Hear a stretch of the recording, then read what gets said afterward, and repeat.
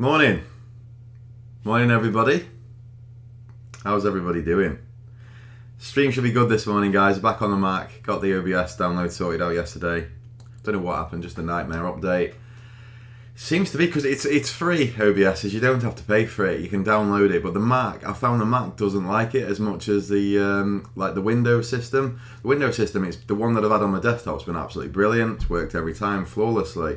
But the Mac, I don't know why. It just it works better once it's running on my Mac, but we get a lot more like updates and downloads and stuff like that you have to do, stuff like that. Morning, Steve. Morning, Nils. Nick. Good morning. How you doing? So as you can see, my account took a bit. I got stopped out yesterday, so I give what I'd made the day before back. Tricky day. I was trying to get long and got stopped out, and then I went into profit massively, and didn't want to look at it. Was away from the screen and got stopped out. So I'll talk you through what I was thinking. It's been, honest to God, I'm not just saying it, but speaking to somebody last night, it's been probably the toughest 2 or 3 weeks on my strategy I've come across all year. And I'm not trying to hide behind that excuse because it is what it is, but it's been a real tough few weeks. August was tough for me. August was really bad. But I'd say this month's edged it so far. More like the end of September towards where we are now, the last 3 weeks. They've been really difficult. It's like all or nothing. And like I'm taking like 1 or 2 stops in a day as well, which is pulling me back down. But it is what it is. We'll get through this period, and I'm sure, well, I hope, but I'm sure that by November, December, it'll all be back up on my account and I'll be back into the swing of things again. Obviously, it's one of them. I don't really know what to do. Morning, Liam. How you doing? How's everybody doing in the room anyway, guys? Did anybody watch that Biden press conference yesterday? What an absolute joke that was, right? Just a bit of a talking point for today. Now, he's called the press conference yesterday to talk about inflation worries, which is all relevant to what we're doing, trading-wise. And he doesn't answer any questions, again. So he's cut, by definition, a press conference is the exchange of ideas, like back and forth. So that's why you have reporters at a press conference. Like, you call all the reporters in so that you can tell them what you're thinking, and then you get the back and forth so the reporters can put like what the public viewers to him. He just walks off again yesterday, does nothing about it. It's like unbelievable. I don't understand what's going on. Also, how can you have the leader of the free world call the press conference? I mean, it's more or less like China, really, without getting a bit too over the top about it. But I was watching it and I just thought, this is absolutely crazy. Is it a statement? Is he not answering questions because he doesn't feel confident enough to answer that? Like give an in-depth answer about the situation. It's all very strange. But I just don't know what to do. I'm in a tough place at the moment with everything and with all the inflation that's going on because without going into too many details, I'm just wondering what to do. We've got some investment properties and stuff like that, and I'm thinking whether like with the property market being so high and cashing them in, could potentially sell them, do something with them at the moment. I don't know.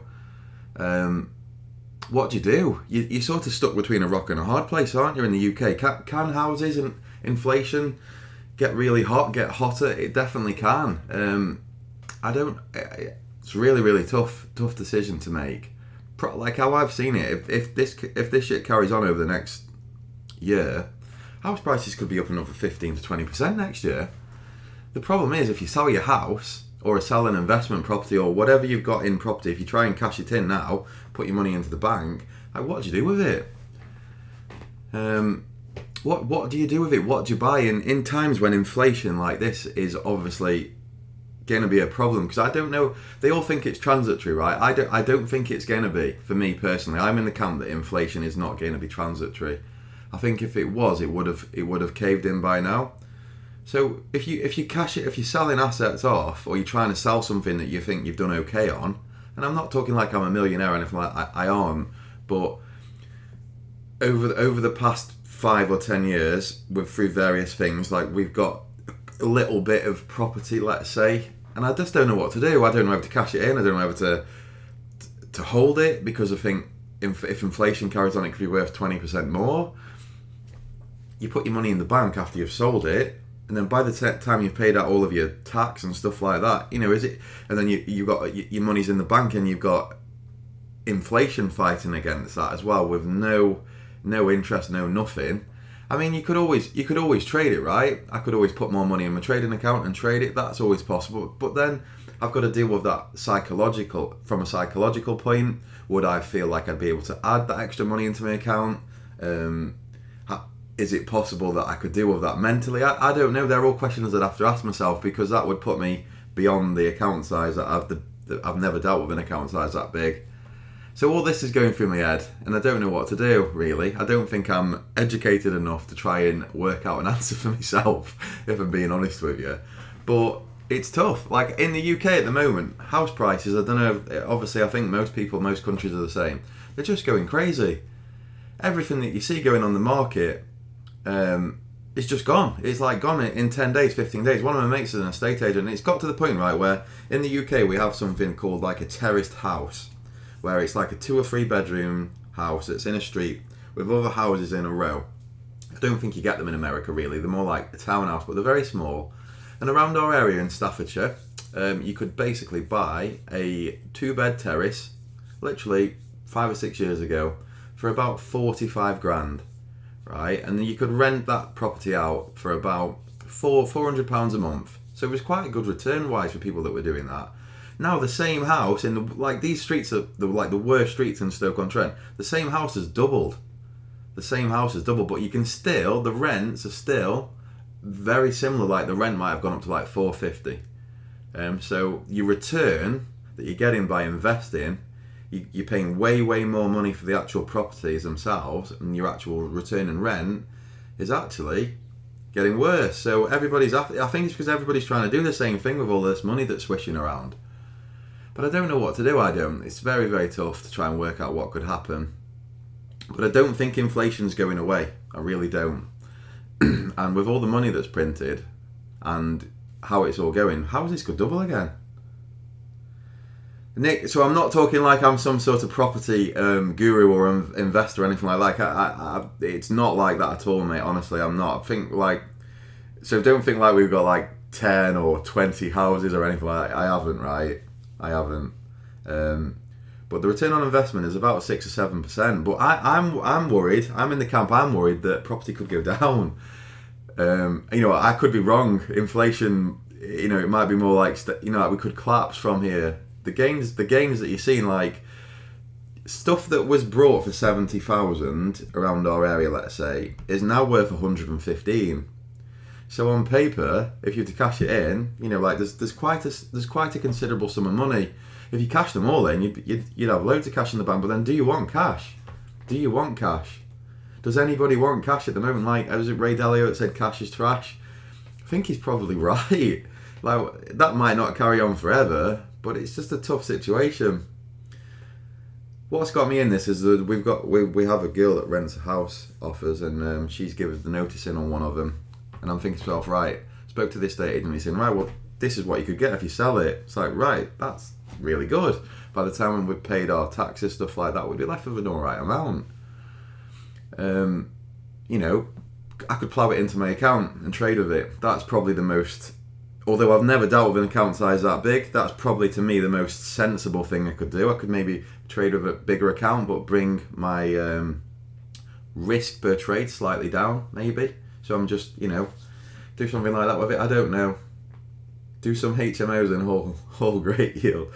Yeah, guys. I mean, everybody knows, right, that houses only go up. But I like if we saw 2007, 2008 again, all of them profits have gone, haven't they? They could be wiped out in 6 months. I don't know. Just very tough to deal with. Buy physical gold with the cash. Nick, I think that's a good idea. If you can do that, but it's like, again, like, where do you keep it? I actually do think that that's definitely a good hedge. That's the way that I've been thinking. The problem is you can't buy any more houses, because the houses at the moment, there's nothing in them. Like, even a couple of my mates are quite, I wouldn't say the big property investors, but they're sort of, they're all right, and they can't buy anything. That's their problem. They can't buy any stock. They can't buy any properties without giving way like over what they feel comfortable with actually like paying out for the houses. There's no cheap houses anymore. None. By the dip. I actually think that for me, I'm looking at gold and thinking there could be something in gold. I'm not talking about just going YOLO long with all of the equity that we'd get back, but maybe just like 20% stake in gold, something like that. By the dip. It's just a bit scary, like when you're seeing what people are paying for houses around our area in Stoke-on-Trent, right? And Stoke-on-Trent is like like Hull, like Stoke and Hull. You guys that are on here from down in London, right? You'd be able to buy a mansion up here for what you guys would be able to buy a 2-bed flat for. You can get for 600 grand just down the road from me, if anybody's interested, you can get a 6-bed farmhouse with 8 acres and a lake, right? That's Stoke-on-Trent, All-Sage prices where we live. At the moment on Rightmove, 685k, 8 acres, horse area, so it's like an equestrian property as well, with a lake for 600k. 685,000 GBP, right? So it's different around my area, and I think that this area will be the worst to go down. I think if you're in London or whatever, obviously you'll see some pullback, but Stoke will get hammered because it's like who the fuck who's going to be wanting to hold property in Stoke? It'd be like, when you're trading a couple of markets and you've got the best, and then you're looking at the worst and thinking, oh right, the worst here, like you want to try and keep out of that one. You just want to try and trade the best out of the bunch. Well, Stoke is the worst out of the bunch.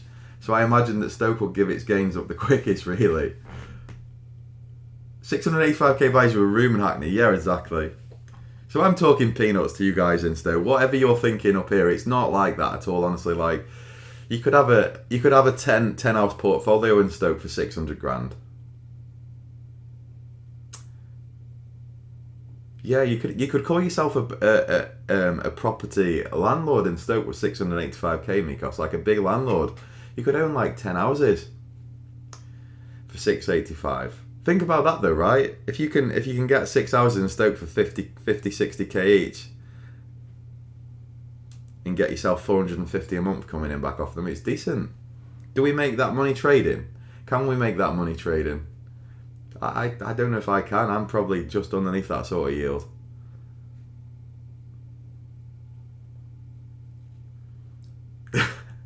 So yeah, I don't know. It's going to be one. We'll have to see. We'll have to see what happens. Basically, I've got to go down and have a meeting with the estate agent on Sunday and try and work out what I think the best route sort of to go down is. There also is, obviously, with slum landlords. Mikos, have you had an espresso this morning or what, dude? So yeah, don't take it like I'm some sort of millionaire or anything like that. I ain't, but it's just a decision that we had to make. We've got to make coming up, and I'm just thinking to myself, like, what the fuck do you do? Do you cash your chips in while the market's going up? But it could just carry on going up, couldn't it? And then that money in the bank, it's like worthless. What do you do with it? What could you even buy with it if inflation is going to carry on, which I do think it is. So maybe the smart man would just carry on. Sell one and invest in yourself. Yeah. That's the thing though, right? I'd probably end up doing my arse with it all. Gonna sell your house and give the money to AstroFX to invest. Yeah, what the thing that was pissed me off most about last night though is, well, not pissed me off, but annoyed me, is Joe Biden. Like, what is he doing? Like, I wasn't a massive fan of Trump, but I liked a few things that Trump stood up for. But to call that press conference last night and then not answer any questions again, I just don't understand it. Why not say it was a statement? Like, then he could make a statement and I have no questions. But why, if you're so scared about COVID and all that, why call all them reporters together in a room? Why? Like, if COVID is this deadly disease and he keeps saying to everybody, you're going to die, people are going to die if they don't get vaccinated, all that, why call all the reporters in a room, have them all there, and then don't answer any questions? It's like, it's just the most stupid thing ever. I think he probably understands it less than me, which is why he doesn't even want to answer any questions about it. But it's just annoying when the people that are like making the decisions, like to go down this route, can't even stand up and answer the questions off journalists. I think you've got a big issue. Jess Robertson. Yeah, Jess, but we'll get back to the DAX. Okay, I agree with you. I was just trying to tell you what was on my mind. That's all. Have you seen the description, by the way, today? Have you seen the description? Trading like the banks and turning 3k into 3 million. I'm just wondering if it gets any more people in here, that's all. So don't worry, I'm not trying to be a shiller or anything like that. But I just thought I'd put it on to see if any more people stopped in. Thought it could be interesting. Stoke-on-Trent, mate, honestly, yeah. It's not the most vibrant place in the UK. If you're in Norway or Denmark, just wherever you are, I don't think if you were coming to England, I don't think it'd be at the top of your hit list to come and have a look around and see what's here. But we got some good pop banks and stuff like that, mate. But there's not really a lot here.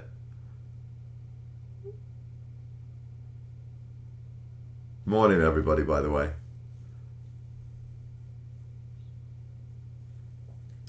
HMOs, Mikos, right? 20% yield. Oh, do you think we're a bit behind the curve on that, though? I think the guys that got in very quickly at the start of it all did okay with it. But now it's not. I always think like this, right? If somebody's on YouTube trying to sell you something to do with something, it's normally the end of it is very close to that point. I imagine the people that got in, like I know some guys that were doing it in 2013, 2014, and they've done very well out of it. They've got like 10 or 15 of them doing brilliant, but they got their actual units like really cheap back then. So I imagine just the capital appreciation on the units that they've got now, they'd be worth fortunes more, and they've done very well out of the returns rental-wise as well. But I just wouldn't like be steaming into HMOs now at the prices that you're going to have to pay out to get yourself in that market. Yeah, that's the famous line about Stoke. If you can play football in Stoke on a cold and dark January Tuesday night, you can play football anywhere. That is the yardstick that footballers are judged by. If you can't do it in Stoke on a wet and windy Tuesday night, you can't do it, mate. Yeah, so yeah, exactly, Mikos. He's done very well then, very well. But that's the thing. It's a little bit like trading stocks, isn't it? Property, really, because the swings are that big at the moment. Like, you could be trading stocks, really. It's a very similar game. That's how everything's gone since all this COVID money's hit the market, though. Cars are very similar. I was speaking to some car dealers the other day, and they were like, well, it's like the stock market now. Like in 4 or 5 years ago, you could go pick a car up, you'd know the price would be a similar price every week, and you know that you'd get like 40 days with the car before it started going down. So you go stock your forecourt, and you know for a fact that you've got a certain amount of time with each unit, because you can see that the average cap price, current auction price, you can see it all. It flows, it all fits a certain model. Now everything just keeps going up and up and up and up, and all the car traders are so worried because they can't, as they're selling it, they can't rebuy it again for the same price. But then they're also worried that if the floor comes out of the market, they're all going to get holding an inventory that's way too dear and end up with loads of losses. So it's upset everything all this money has. Everything that I can see, it's upset. So properties, cars, every asset out there, money's just chasing it. And it's like everybody's becoming a trader in one way, trying to obviously trade against this inflation that's out there. You've got builders who are buying like all of the steel and massive amounts, like pallets of plaster and stuff like that they know it's going to go off, but they know that the price of it's probably going to go up. So they've got a decision to make. We either buy it and try and use it at a cheaper price and hold it, or we pay more money for it down the line. Like, everything's going up so much, it's unbelievable. Another story, to keep talking about something different just for a minute, is my mate's a builder. He went to give a price, an estimate for a big job, double extension in Northwich. Couple remortgaged the house, right? They remortgaged the house for 100k.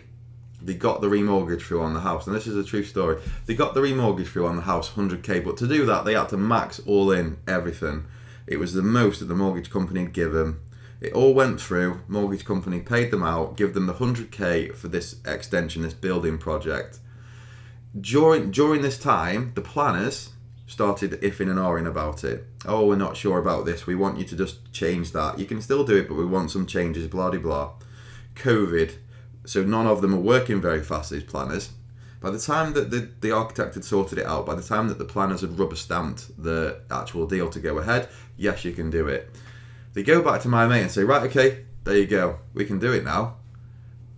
He goes back to the thing thinking, this job, I price this job, like there's no way I can do it. He goes back to all the suppliers, steel works out everything, how much everything's going to cost, 140k. So he goes back to the client and says, I'm sorry, there's no way, there's no physical way I can do this. Like, the job now is 140k. You're welcome to go and get some new prices off somebody else. Like, I can't do the job. So now this couple, they can't do their extension. They're stuck. He hasn't done the job because he can't do it for the money that he's quoted. They can't get any more money from anywhere else. They're like 6 or 7 grand into architect fees and planners fees, and they can't get the job done for the money that they thought. So they've either got a problem, they're either going to have to do something smaller or not do anything at all. But this must be happening. I don't think this is just an individual case. It will be happening all over the country. And it's down to the fact that the steels have doubled, all of the building materials have doubled. If you want the tradesmen's prices and rates have gone up. For decent tradesmen now, trades are getting like 250, 220 a day before they were 160. So the whole sort of conveyor belt is just gone crazy. And this is just like, I'm just trying to point it out to everybody what's going on around my area. But these I don't know what do you do?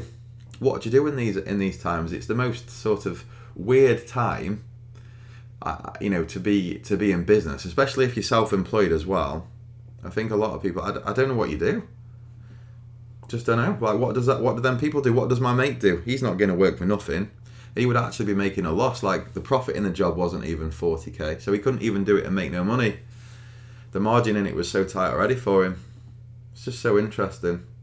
But it's worrying as well, isn't it? Like, I'm worried. Like, I'm thinking, well, this doesn't all add up.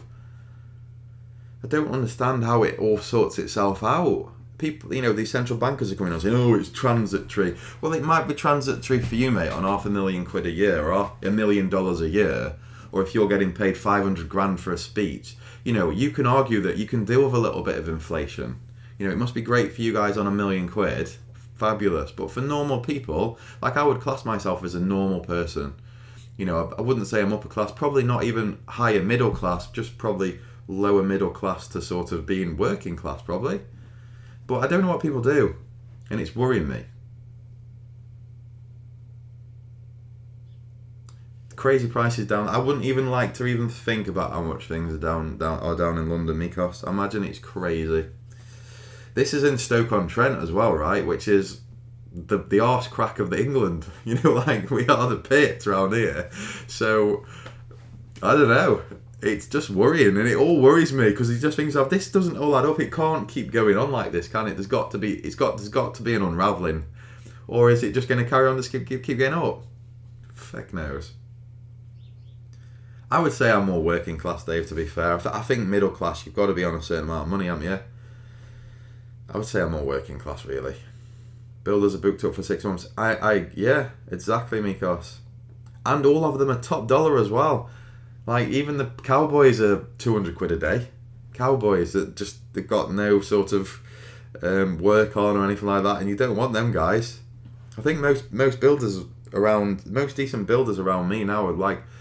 Speak to one of my mates who's on $375 a day. That's how much he's getting paid at the moment on his day rate with the amount of bricks he's put down. 375 English pounds a day. 3 months to get a patio done. Dave, exactly right. But then in that 3-month period, the stuff alone has gone up. Like, I think bags of concrete around where I live at the moment are £7.20. They're only £3.70. I know, because we do a bit of that work ourselves, but not me. But we've just had an extension done and stuff like that, and I was buying it all and getting all the materials. Now the bag of concrete was £3.75, I think. £7.50 now. It's crazy.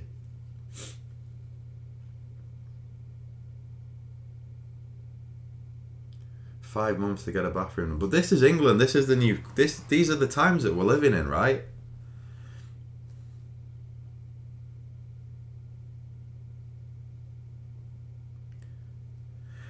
What's the answer though?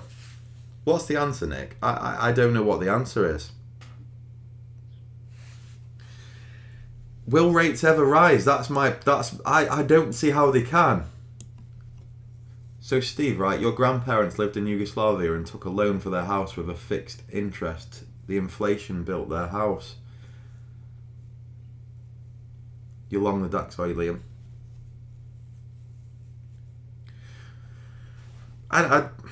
I don't know what the answer is. And how the hell is anybody young ever supposed to, how are they ever going to buy a house? The average earnings around where we live in Stoke-on-Trent for youngsters, even if they brought the cheapest house, the ratio is it's just crazy. It doesn't make any sense. And if, like you say, right, if interest rates do go up, I don't think they're ever going to go up anyway. I can't see how they're going to let them. I think they're way more likely to step in and try and do yield curve control, the central banks are, and try and control them if they do start creeping up.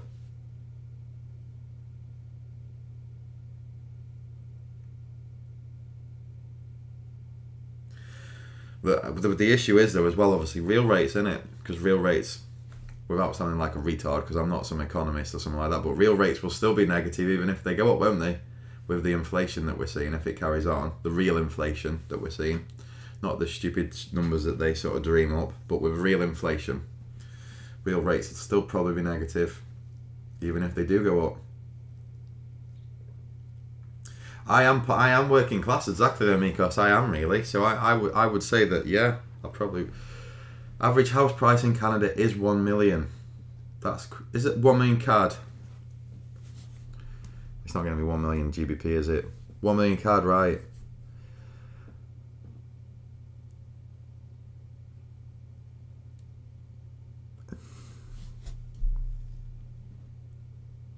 Right, so whereabouts are you living in Canada then, Dave? Or did you live there for a bit? Just wondering.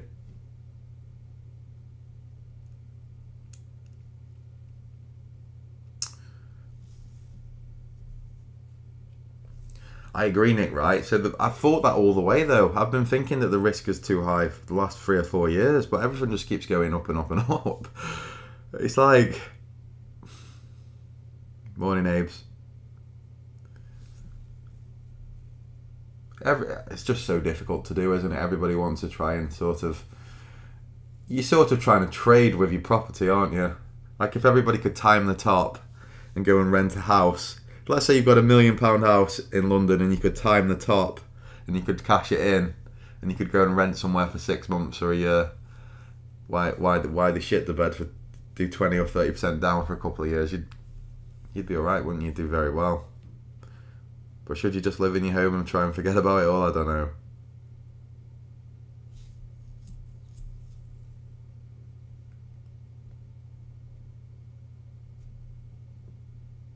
Yeah, you're right, Nick. That's a good point. You are always better to sell too early than too late. I agree with you. You make some good points, dude.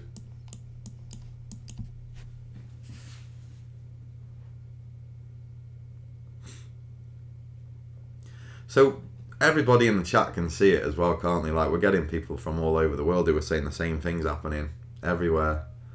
You've got Montreal, Vancouver. It's unbelievable what's going on. But it's all to do with money, isn't it? There's too much money going around the world, obviously. And nobody knows what to do with it, do they? What do you do with it? Most people put it into property or try and put it into the stock market of some sort. There's basically no alternative, is there? Tina again. So are we surprised that the markets haven't gone through that low like we all thought? So maybe that's what I should have been doing yesterday and the day before, is just thinking that there's no alternative, just buy the DAX, close your eyes and buy it and stop being a retard. Because we're not going down. And as you can see, they've saved it again. On the daily, maybe this is the leading indicator that we ain't going down, that houses are going up still.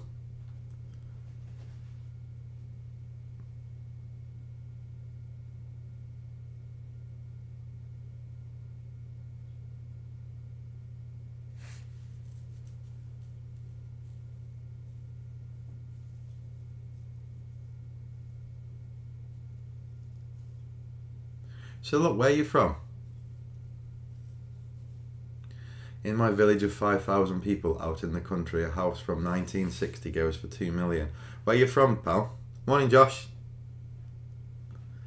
So look, where you from? I don't think I've seen where you're from.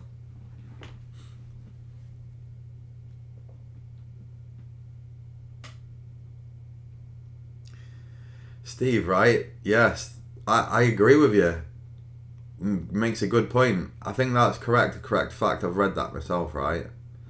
But the dollar isn't going down. Like you would expect the dollar to weaken, wouldn't you? If that was happening. Well, that's what my Economics for Dummies book would tell me.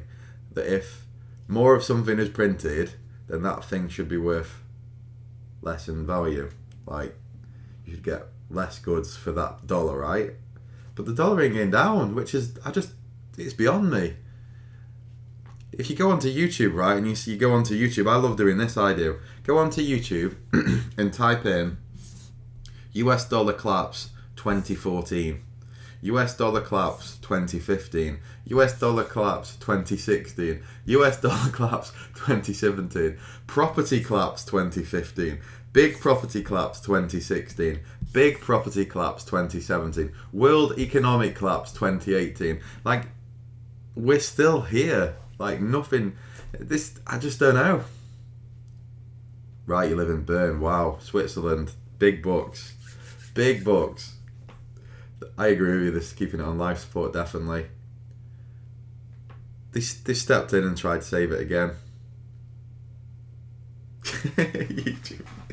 He'll be okay with all this YouTube money soon. I had a quick look the other day, right? And I think if you got 1,000 subscribers and you get about 50 people that jump in a room, I think you get about £1.70 a month, something like that. $1.70. With inflation, will that even buy me? What will that even buy me? I don't know. I'm hoping so though, Dave. Fingers crossed. Fingers crossed. We're gonna make it. Gonna be a YouTube baller. Trying out your IB on cable this morning, Josh. Good lad. Have a look at what mechanical trading strategies put on yesterday, Josh. Certain times, certain days, different parameters it works better on. It was interesting. I think I tweeted it out. But good luck, mate. Good luck. I hope you smash it.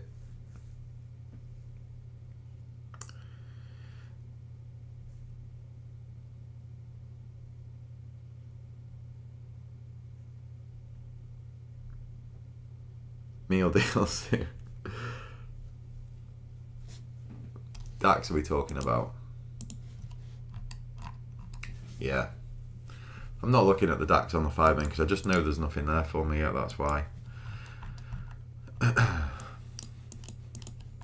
You see what I said yesterday about that trap? It's often the low of the day. Just try to get everybody back looking at that again. So that's your 8 o'clock low, this candle here. That's your 7 a.m. high. Have a look at that price action yesterday. I did tell everybody that often the trap through the bottom of balance is the low of the day if we're going to have a bullish day. So I was saying to everybody, if you get a strategy which just keeps you in from that point, there's your risk. So you're risking that much. The risk box is green. Your entry's on the close of the candle back into the balance there. So your risk would have been 26s, 09s, right? So 17-point risk.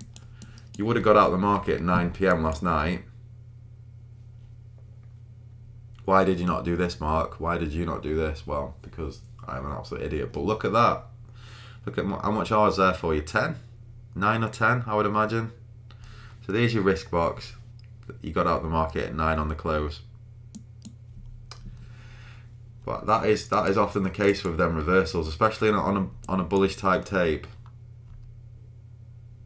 I didn't get a fill. I didn't until I think I was long in this area here, this point as well, and then got washed out here. I was showing decent gains as well here at this point. I think it was like 1.8 R up, but I actually thought it was going to go. My premise to the trade was, don't mess with it. You cut yourself short. If this is going to go, this leg here, right? I was thinking that this was going to go again for this leg, like so, and it was going to see a measured move, and we're going to go up to here, right? That was my thoughts behind it. I even liked it. I loved this trade. I thought to myself, these, this low here, the stops have been clipped right before the US session. It's a really good trade out of my playbook.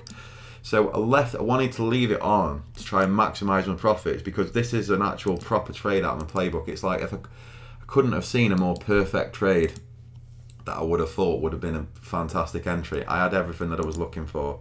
I had these lows getting clipped out here, washed the stops out of everybody long in here. Then we get we've had a good drive up. We also get the structure breakout that I'm after to get myself long. Whipped my stop beneath there, got long in here, and it was looking really good. Lo and behold, got washed out pretty quickly. But on the days when I think it's like looks really good, I do want to try and hold as much of it as possible. And I was thinking we were going to really crack on, but it just didn't happen, and I got washed out again. So that was my day yesterday in a nutshell. If it helps anybody, hopefully it does, and stops you trying to trade like me. Hopefully it might help.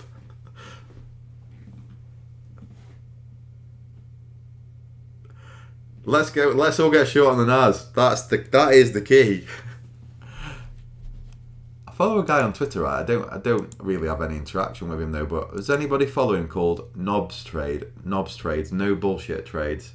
Actually, I love how he trades. I think he used to be a pit guy or something like that in the NICE. Very interesting guy. How he looks at charts. Like. He's one of my favourite followers on Twitter. He's an American guy, but he does sell stuff, right?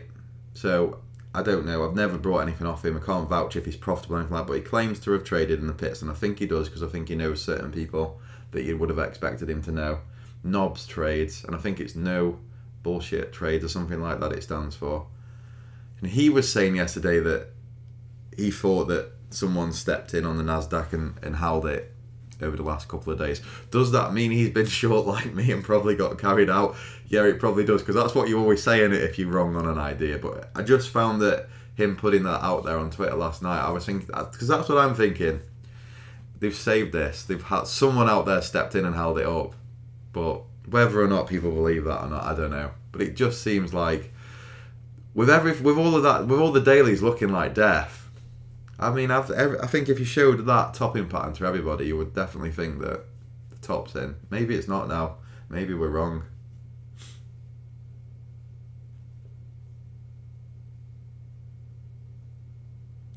I agree with you, Steve. I think Bitcoin can go to 100k. That would be something that I would be thinking. The problem that I've got with buying Bitcoin here is, where the hell do you put your stop? It's tough. Where do you put your stop? For me, I can't see anywhere I could risk from. I could just YOLO in and buy some and expect it to go to 100k, but then like the risk for return, I don't know if it's that. Like for me, my stop would have to go like under 30k. So I'm risking where we are now to get to 100k. Now the risk reward in that trade for me is not that great, but I do think it could go to 100k. I really do.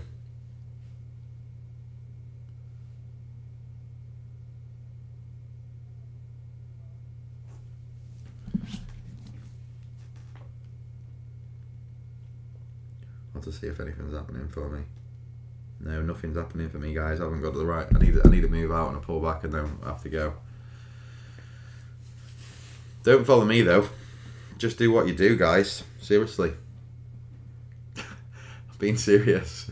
Don't wait for me to give you the green light on trading this thing. People who buy Bitcoin don't tend to use stops. Yeah, that's the thing, right? But I don't know how I could go into YOLOing that amount of money into Bitcoin and just obviously being comfortable with it as an asset. Buy and hold. Yeah, it wouldn't do it for me. I think I'd be too worried of that. I still need an area to risk from for me. If I'm putting some money into it, I'd still need a risk area to risk from properly. I couldn't just do that YOLO into it. Where it is now anyway, Dave, that's what I mean. I think buying the highs, just YOLOing into something for me, it just worried me straight away. So I wouldn't be able to sort of mentally get my head around what I was doing. Because you might as well just steam into more houses, aren't you, if you think they're going to go up. Because at least you get left with a house if it goes down, or an asset that you could rent or something like that. But if there was if the market, if Bitcoin pulled back and we created some structure or whatever, then potentially I'd look into getting long. But I don't know. I don't think it's going to give anybody a chance. I pulled up that Bitcoin chart last week, didn't I? And I said I just thought we were going to steam straight through that resistance that was there, and I think we have done. So have you got some then, Dave? You're right. So your cost averaging in. What are you doing with that, Dave? Interested to sort of find out what you're doing. So, are you putting a certain amount of your earnings into it every week or every month? How are you doing it? How are you sort of leveraging the trade and getting the risk on? Are you just buying it blind every week or every month with surplus money that you've got? Like not even looking at what the price is? How are you playing it? Just wondering. You don't have to go into the actual financial figures or anything like that, but just wondering what you're seeing. Right, okay. So you're doing the same, are you, Steve? Good luck to you guys, seriously. I hope you make millions from it. And you know what? It wouldn't surprise me if you did. It wouldn't surprise me. I'd just like to see a pullback myself, personally, to try and get swing long. Now, obviously, you can trade it, but obviously, I think the key with Bitcoin is if you're trading it with a trading strategy, yes, you can make returns that are good, but I think the key is just buying the big dips. Just buy the dips, the big dips in it, and then obviously try and trade it as well. If you've got a strategy that makes money by trading it, use some of your spot as it's going up to try and just add a little bit more leverage at spots where you think you've got a technical sort of entry with a mechanical strategy which can make you more money.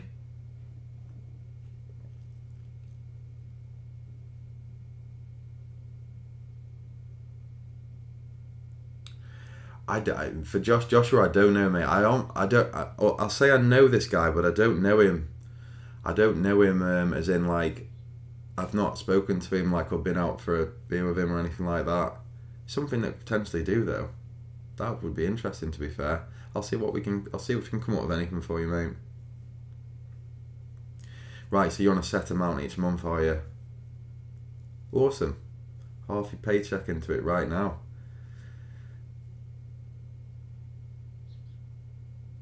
I know, man. I agree. I had some Bitcoin. On the bull run from 2017. I had some and cashed it out as we were going higher into big numbers. I wished I wouldn't have now. I really do. I cashed in way lower, and it's one of them, isn't it? It's like you never want to pay. Bull markets always make you pay more if you sell something, and it's a true fact. It's the same with anything, isn't it? I should have never sold, but at the time the profits looked like they were too good to not take. It's tough. It's like like looking at Amazon, isn't it? Back in '98 or whatever, if you would have just brought and held, but you've got to take into account all the volatility. You would have seen huge swings up, huge swings down, but maybe the key is to just average into it every week or every month. What are your targets then, you two? I'm interested. What are you targeting? So if you're averaging in, you must have a target in mind. And I know that could be anything, but what you're looking for? What's your get out price?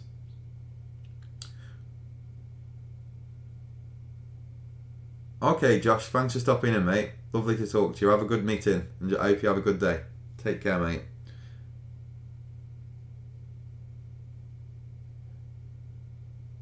What you're looking for, guys, with Bitcoin? You get 7-1 mark on your BTC. What do you mean, Nick? Do you mean that trading strategy where I'm looking for 5-1 risk reward on it, the 15-minute one? Or did I for every pound I invested in Bitcoin, did I get 7 back? Selling at 100k. Steve, I think it could go way through there. I do. Obviously, I think that would be a massive point, a huge point, like a big number it could reach. But if it gets to 100k and they keep on printing more and more money, the governments, and inflation's rife, it could just carry on and on and on. But the overall problem that I've got with Bitcoin is I don't know how it can run alongside the side of the normal system that we've got now. That's the only thing that keeps me sort of out at these bigger sort of figures. Like at any point they could just step in, couldn't they, and they could just tax it. I think that would be the big one, if they just stepped in and taxed all of it, any transaction, or banned it completely. You know, if the US said we're just going to have to completely ban it, like they did with gold. So you can't convert US dollars to Bitcoin. I don't know. Anything could happen with it, couldn't it? But that's the risk reward. That's why, you know, that's a trade, isn't it? You take the risk, you get paid. So fair play to you. I think some people have got some crazy price targets for it. They banned it in China 12 times now. So yeah, I agree. But I think the Chinese one, I think the US one, I think if the US do anything, that's when the shit will hit the fan for Bitcoin. Because obviously the US dollar's the reserve currency, isn't it? So I think if the US come out and do anything for it, then that's going to have a lot more punch to what's going on. Now they haven't at the moment, for whatever reason. But I think once it starts becoming an issue, I think at the moment it's more like a speculative asset, isn't it? So people are just buying it to speculate on it, like anything, houses, cars, you name it, wine, art, anything. But I think the minute it starts becoming a bit more mainstream and they start thinking that people are actually paying for stuff with it, I think that's when they're going to have a problem with it, and they'll step in and do something about it. Because why wouldn't they? If it becomes too common, and you know the US dollar's got the reserve status and all the power of the world, and they can, you know, they can control any SWIFT payment like that, turn money off and on for anybody they want. If that power becomes, you know, if Bitcoin starts affecting that power, then I don't see any other option that they'd have to do that. But I think that's a long way away yet. Yeah, me too. So look, that's what I'm thinking. But can people still get very rich from holding it? They probably can.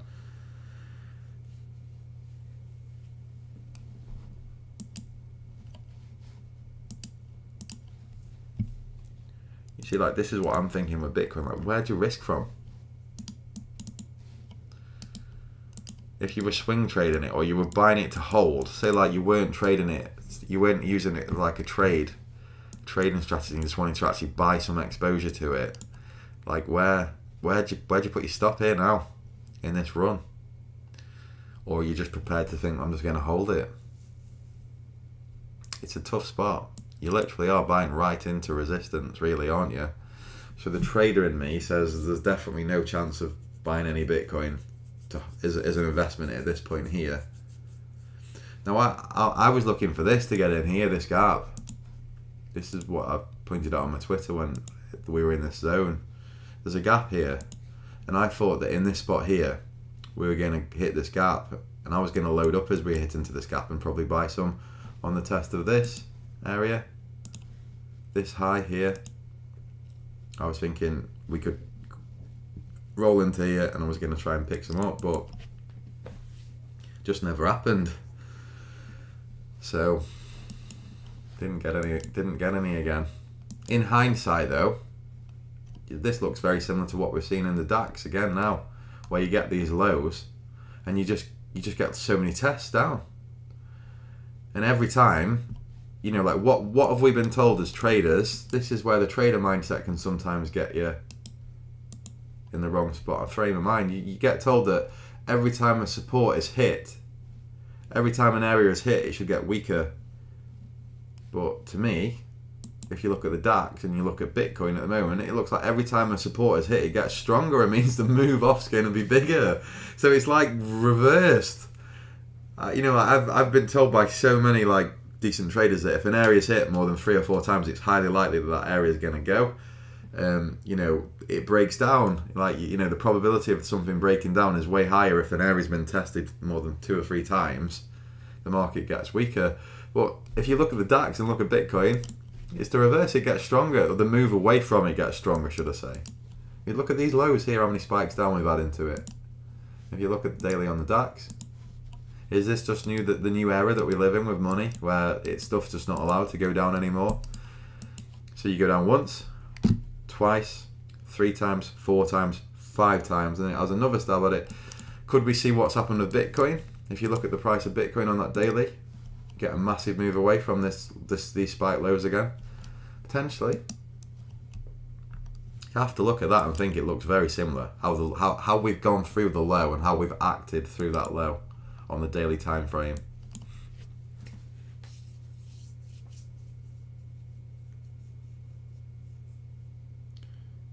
Would you not consider another asset to trademark?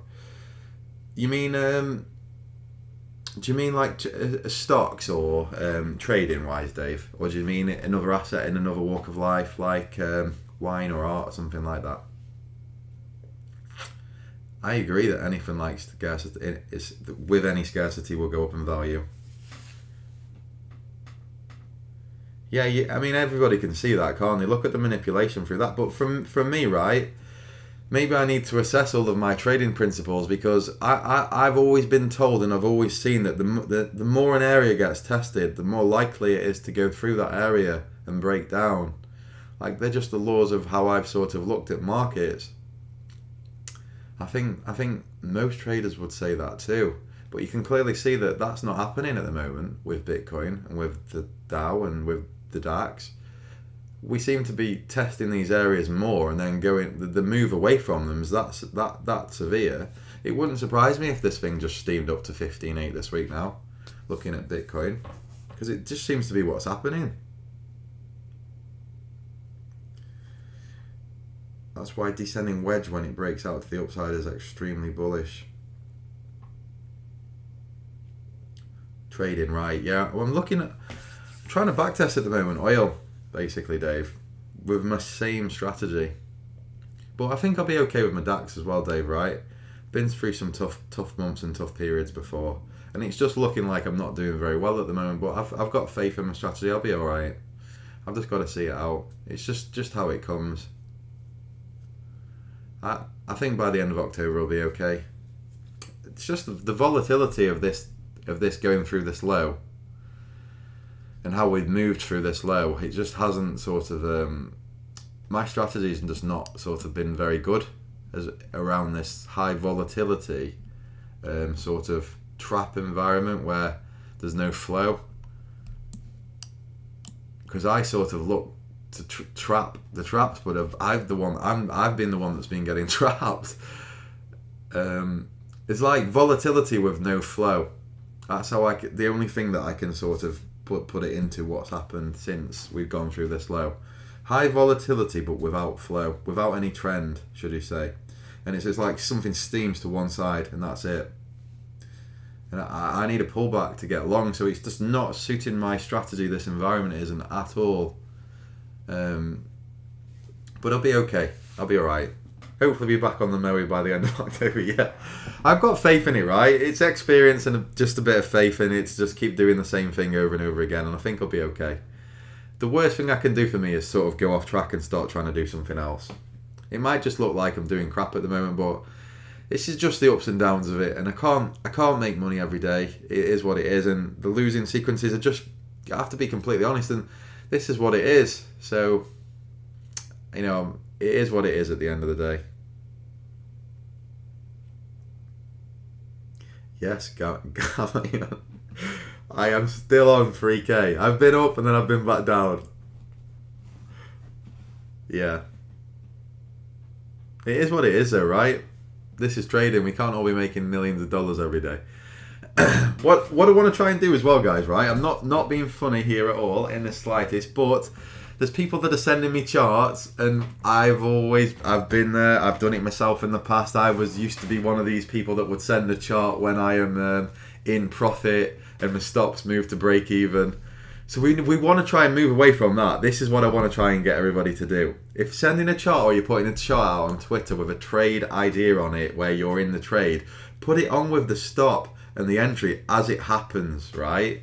So I aren't going to be retweeting any charts if you're sending them to me 10 minutes after being in profit and you're already in profit. No. Okay? That's not happening. Send me the chart when you're getting into the market with the stop and the entry, and I will retweet it. Why? Because we should never be scared of like giving a trade out or a trade call out. So kudos for sending them over, but the ones where you're in profit and you're looking like a baller because your stop's moved to break even and the trade's gone your way, I don't know how many times you've tried a crack at it. I hope that it's only the once and you are a proper baller. I do hope that. But for me, I aren't going to be retweeting them ones. But send me the ones where you're just cracking it off and you're getting a stop on, and I will retweet them till the bloody, till the cows come home.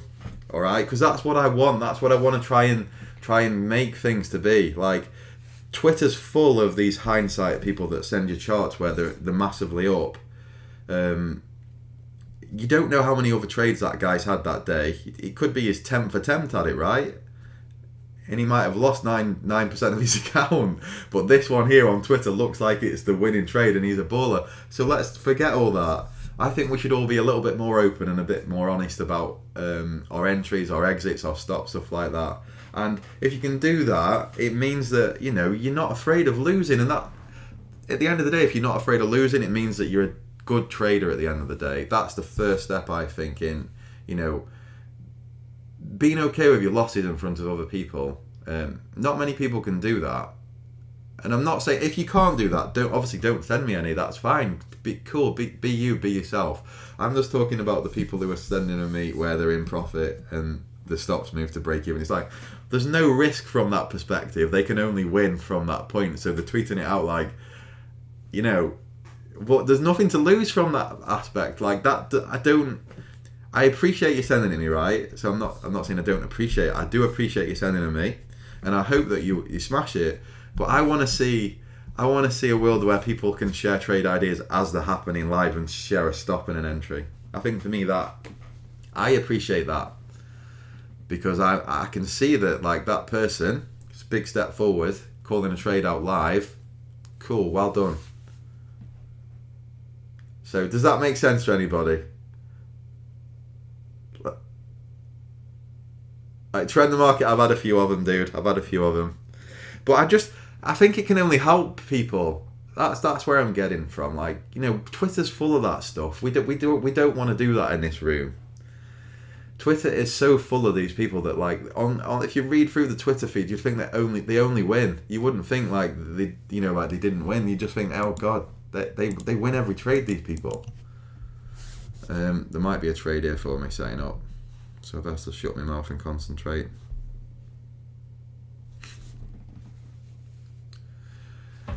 But you know what I'm saying, guys.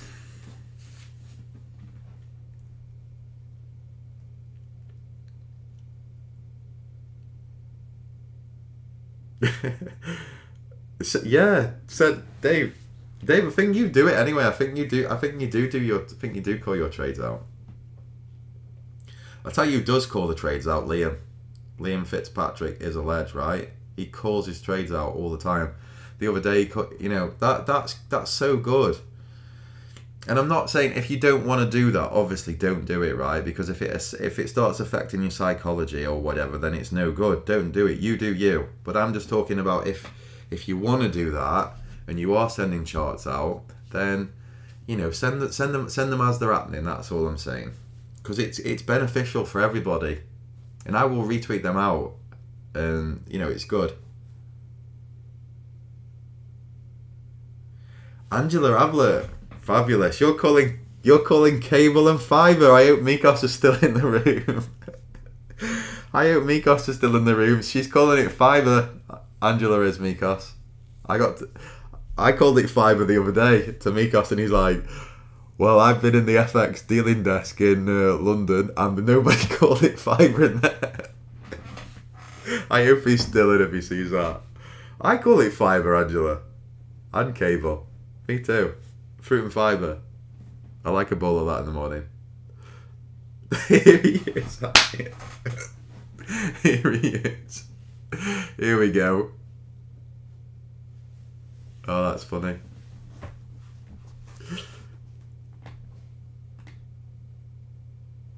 Well done though, Angela. Awesome. So your long cable and fibre, let's have a look. There's no trade here for me, guys, by the way. Can't take this one if it goes. Freaking hell, nice trade, Angela. That's awesome.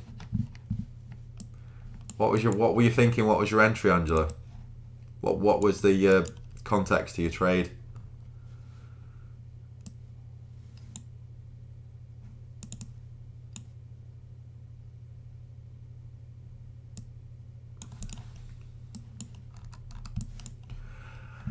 Just want to point out to everybody, right, that's the 8 o'clock high.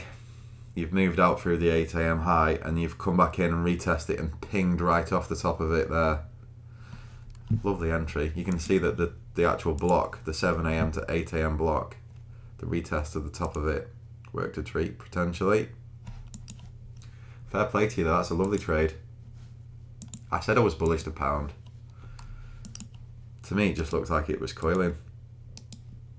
Made no money off it though. I'll have a plan out next week for 60 quid a month, coloured in with potential scenarios. I want you to all subscribe to it, please.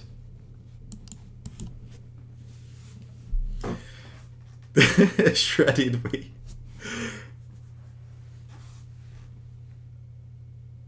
It does, Angela. I agree. It does keep you accountable. It does, and I think it's good. I'm very pleased. Awesome.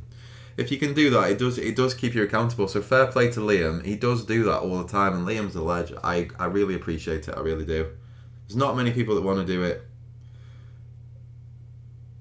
Wouldn't you take it with a close above 15 free? No, mate, I wouldn't. Sorry, Matt. It's not. I haven't seen what I needed to see. The pullback's not there for me. But do not let my trading rub off on you, Matt. Honestly, it wouldn't be profitable for you. Seriously.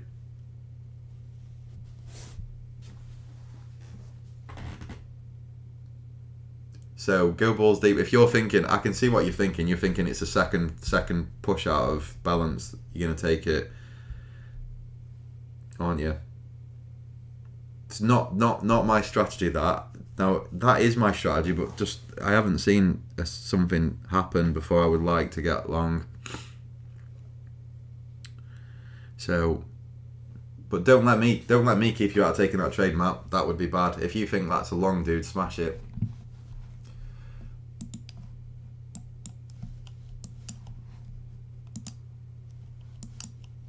It looks like it's going to go, doesn't it?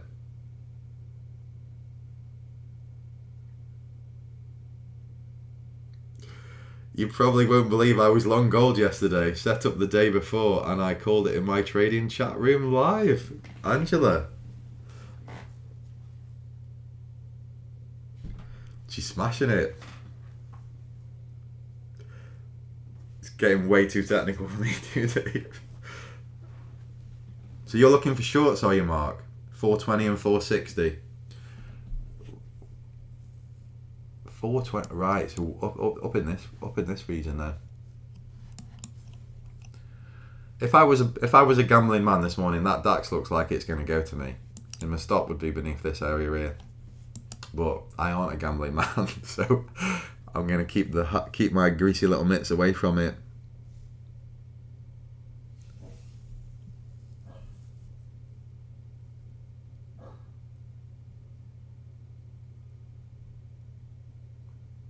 Just trying to understand what my thoughts are. Matt, I have lots of thoughts about this DAX, to be honest with you. Generally think that it's an absolute... I won't even say what I think, but...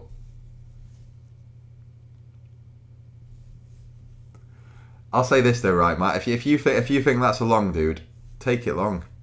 Don't trade what is in front of you. That's it. Somebody said that to me the other week, and I think that I am probably too rigid with my strategy, right? I have to have certain little things that get hit before I will take something, and it's just not happened this morning yet. Does that mean that this thing will probably go up without me? Yes, it probably does. So, you do you, pal. Seriously, if you think it's a long, smash it. That's my advice to you. Because I often get left holding nothing or snatching defeat out the jaws of victory. So it's one of them. especially at the moment, the period that my strategy is going through.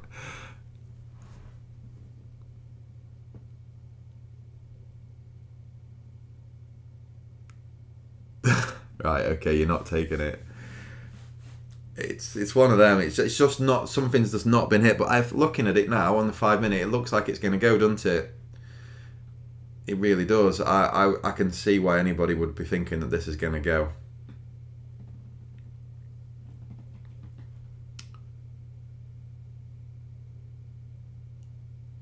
Good, right, okay. Good entry at 300 for long, which I missed. Or sending a joke on WhatsApp. This is it, Mark. Them jokes that WhatsApp time will cost you. Yeah, it's going the DAX as it looks like it is. Where's the entry at 300? Let's go and have a little nosy. We've clipped the other side of balance again, haven't we? As everybody can see, right? I often say to you, if the balance low goes and we fake out at the bottom of the balance, it's highly likely that this here is going to be the low of the day if there's a trap set there. Same happened yesterday, the exact same pattern. I hope that one of you can make some money out of this, because I am too much of an idiot to sit here and tell everybody this is happening over and over again and then I never make any money from it, okay? So I hope that somebody can capitalise on this. Look at that. Bottom of balance, clip through it, fake the low and go, right? 5 minute candle. Here. This one. Same again. Look at what happened yesterday, guys. Same thing. The same thing. Bottom of balance, 8 o'clock low. We go through. 5 minute close back through. Low of the day. You can make money from just this exact strategy. Now, I don't know how you could make it mechanical or anything like that, but I'm sure you could. I'm sure you could. I'm positive you could.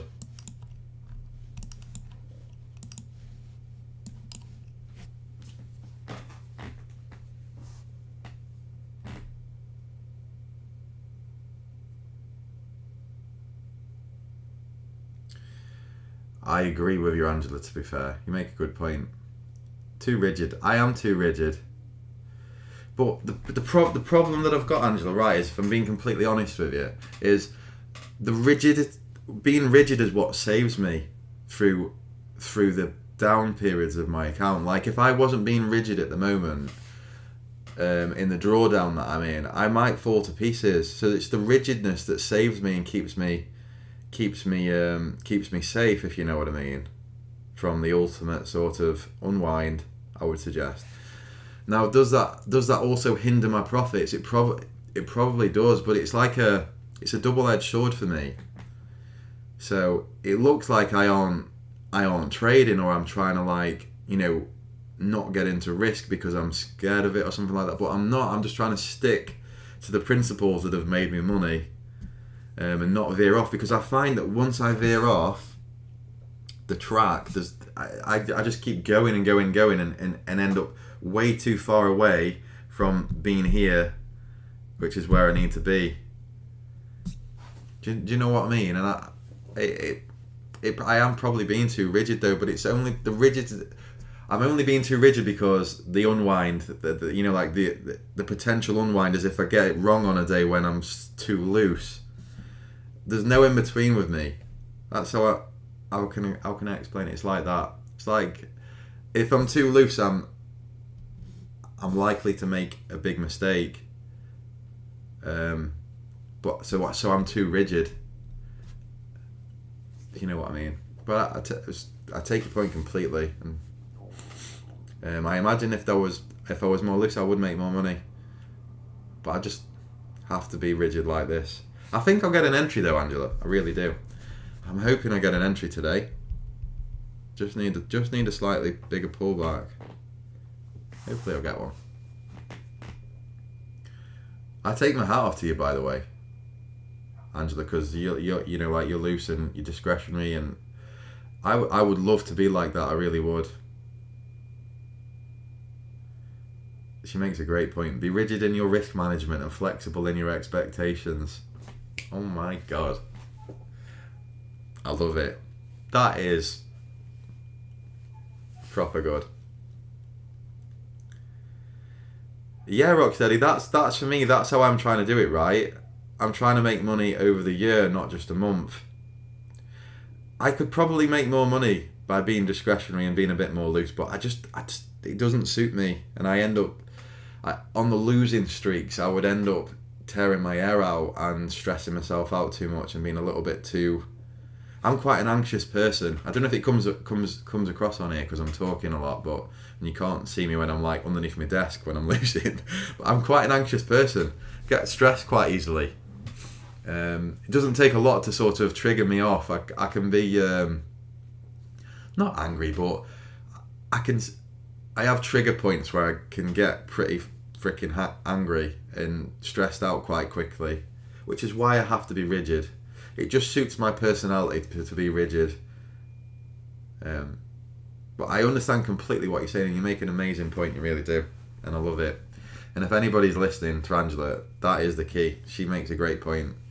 You've got to be that. If you're discretionary, be rigid in your risk and flexible in your expectations, and you'll be good.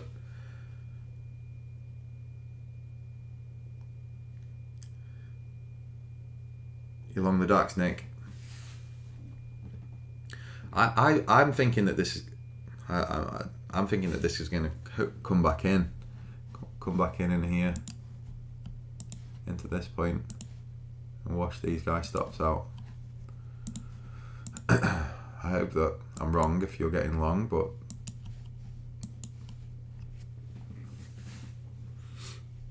stops at 338, target 450. Cool. I can see what you're doing with the trade, definitely.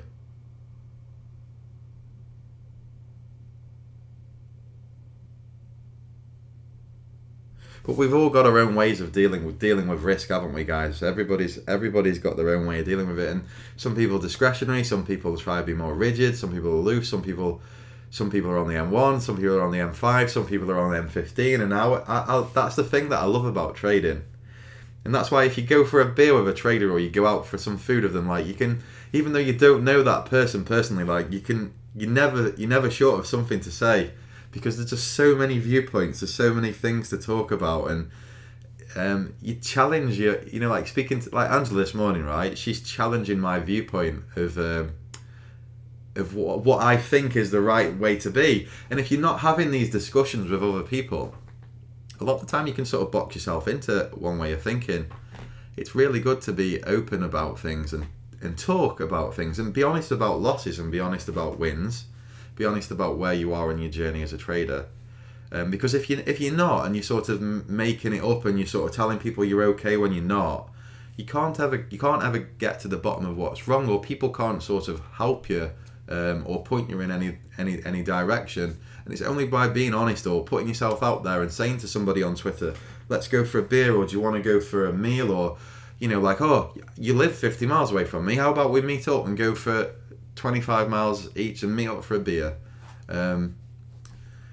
You put yourselves out there, guys, honestly. Don't be this trader that's just on their own, retail trader sat in a room day after day, week after week, trying to just crack it all on your own, because I guarantee you, just by going for a beer with somebody, just for an hour or 2 hours, you will come out of that and think to yourself, you'll feel like you've got massive weights off your chest. You see what other people are thinking. You can get someone else's viewpoint of what you're doing, and you might not agree with it at all. But any sort of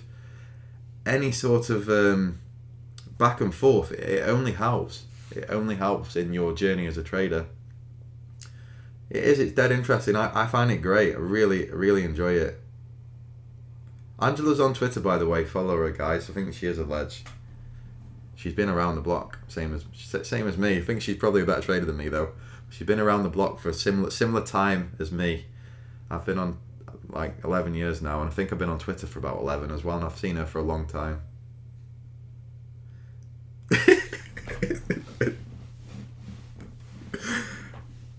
Vikos, go away.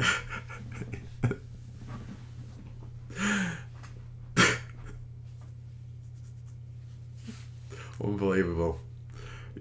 Did seem a bit like that, didn't it? Oh, but what can you do? I just everybody that I've been out with so far, I've really enjoyed it. It's been good. What I've never had. Sorry, my throat's gone. After that speech and me guys' comments, my throat's gone. But I've never had a bad meet with another trader. That's the point that I'm making. So if you're on your own and you've not ever gone out and met up with anybody, do it. You won't regret it. It's good. It's good to touch base with other people, especially like-minded people, because nobody talks about trading family-wise. Like, they just don't get it and probably don't understand it. So get out there and meet other people. It will definitely help you. A trading social app to find local traders. It's called Grindr. Unbelievable. 5 years, Mark. Right, cool. Liam, are you in the Brecon Beacons? No wonder it feels solitary and lonely up there, mate.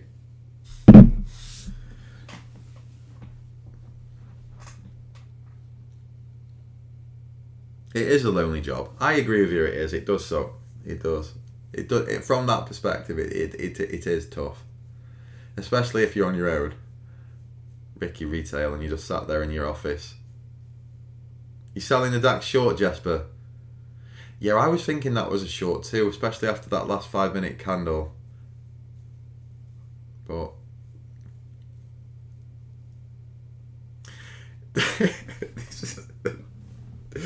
I did it once a few years ago, and he was a weirdo. That is the other edge of the sword, though, isn't it? Right? You go meet up with someone, they're an absolute weirdo. Who was it? Footsie Day? Footsie Day Trade? Oh, I would pay to meet with that guy. That guy was an absolute ledge, right? Yeah, make sure they're not weirdos or psychopaths before you do go and meet them, guys. I wouldn't want anything to happen to any of you. Because there is some weird people out there.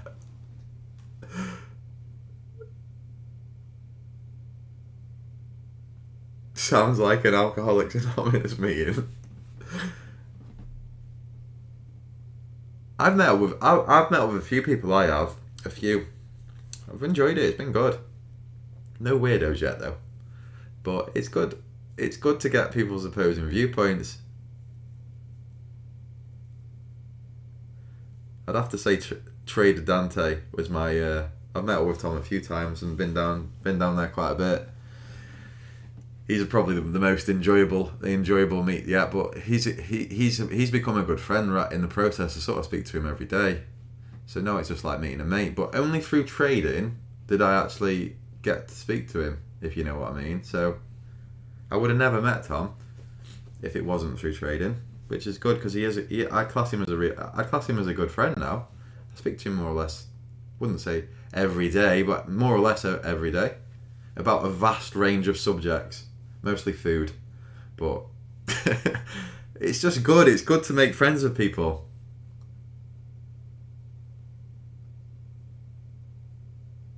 Sierra. Morning, Sierra. How you doing, mate? Who was it, Trend the Market? Can you put on who it was? Are they on Twitter? Who did you meet with? I'm interested. You can't just say they were a weirdo. You've got to give us the name. The Twitter account. Let's have a look, see who it is. Do we know them? If you don't want to put the name, do we know them? Are they on Twitter? Are they like a name on Twitter? What would you say? Yeah. Never went that far, to be fair, Dave.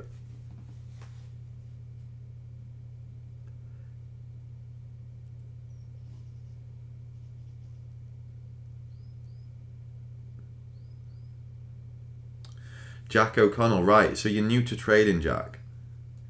How's it going for you, pal? You doing good? What you trading? Are you on Twitter?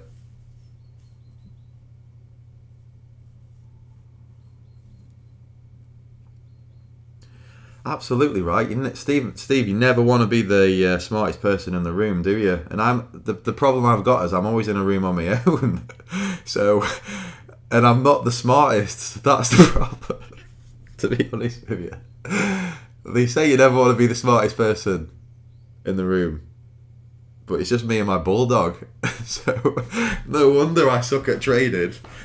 You know what I mean?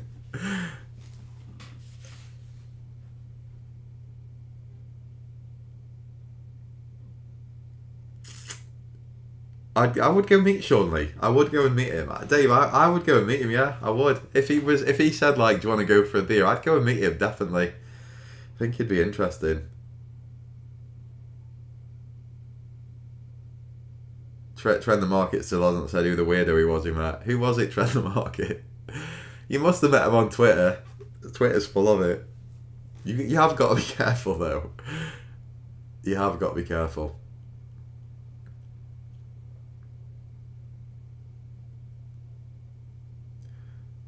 Tom, this is a genuine story, right? This is how mad it is on Twitter.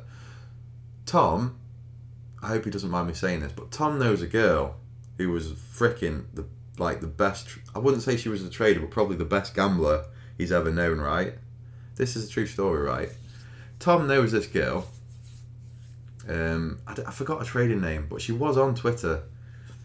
He gives her £2,000 or maybe £3,000, and she turned the £3,000 into 300 and she turned the £3,000 into like 308, I think 370 grand in a week. This is no bullshit, by the way. Like, I couldn't even work out how she'd done it, but she'd done it, and it was live money.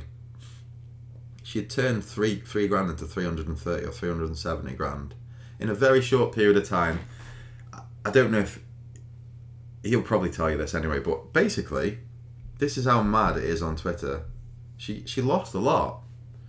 She lost the lot. She lost the entire amount of money in the next 24 hours. And I think at the biggest point, I think she was like long 300 lots of pound yen or something like that. And the broker rung her up and said, "What the hell are you doing? Like, we've never had somebody on this platform with this much risk." I'm like, what the hell is going on? And then the same night, the market moved in on her. She lost a lot. And this is the thing about people on Twitter. She messaged him not long ago saying, "Can she lend some money off him?" Like, I think you had to lend her 50 quid or something like that for some food. I'm laughing, but inside I'm crying, right? Because like, what a shame. Like, this girl must have some sort of talent. Like, there's no way that you can just do that. That's a true story. Like, this is the people that are on Twitter that you're dealing with. Like, she's not a big account or anything like that. She's not trying to sell any trading sort of stuff. She's just a girl that I think she come onto a trading challenge not about 2 or 3 years ago. I forgot her name, but this is what she did. And apparently she got given £1 million by her dad. The story goes. I won't go into too much depth, but apparently she got given some money by her dad who'd give her some properties or something like that. I don't know if it was in a will or something, but the money was there. And what she's done is she sold all of them and done all the money trading, and now she's got no money. Like, she's done £1 million trading, but this girl turned £3,000 into 350k in a very short period of time. So she obviously can trade. Like, there's no question. I couldn't do that. I don't know how she was doing it or whatever, but she's obviously got an entry system that works. But she just keeps getting washed out, and she's done all the money in. She messaged him not long ago saying, "Can you give me 50 quid? Or can you lend me a certain amount of money because I've got no money for food?" It's like, unbelievable. Not crypto, no. Pound yen trader. I don't know, but it's a true story. It's a true story. True story. That's a true story, that is. And I still to this day think about that and think, fuck me, incredible. Probably the best, very good gambler. But would you say she's a good gambler if she's lost it all? I don't know. Obviously, her risk management's terrible. But the night it happened when she gave it all back, Tom said to her, "Look, you've got to take some money out of this. You've got to do some money out of it." And apparently, she was up all night that night, like at 4 a.m. I think the last trade got closed down at 20 to 5. And when Tom checked the account the next day, because he had the login to it, right? He checked the account the next day, and she'd done it all in a night, every single penny. I think she went from 350 in one trade down to 17 grand in one trade. So it went from 3 grand to 350, then 350 to 17 grand in like 6 hours. And she's messaging him now. Apparently she's done the money in that she had. She had some assets left or something like that. She's done that in now. £1 million gone. Done. No, honestly, legit, definitely pounds. Definitely pounds. Madness. Absolutely madness. I don't know what the hell was going on, but it was it legitimately happened. What a shame, because she's obviously got something, hasn't she? She's obviously got a gift somewhere, because whatever she was doing, and the best of it is, right, I've seen her do it before as well. So this wasn't a one-off, by the way. It wasn't just beginner's luck. She's done it before on a £1,000 account and took 1,000 to like 45k very quickly, like within 2 days. But this is the point. Like, if you can't hold on to it, then what's the point? Seriously, Sierra, like, I'm not lying or anything like that. Like, 100% that happened, and she's done it various times as well. I don't know if she was. I don't know if she was for you, or she just thinks that's par for the course.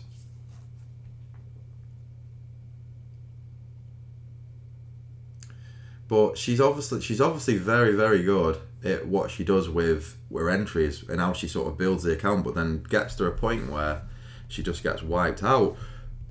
So I'm saying to Tom, like, look, can you not just get her entries for me? Give me her actual entries, because it must be a risk where she's falling down. There's got to be something that undoes her. Like, surely you can work that out. But no, apparently she just veered off on her own. She's got back in touch with him. She's lost all the money that she had. Now she's after money off him to lend money. Maybe it is. Does she have a live room? I forgot her name, right? But she was on Twitter. You will know her if you're on Twitter for the last 3 years. Does anybody remember that trading challenge that happened that WMD did? I think WMD did it, and it was like take £1,000 to a certain amount. She was around at that point in time. It was like 3 or 4 years ago.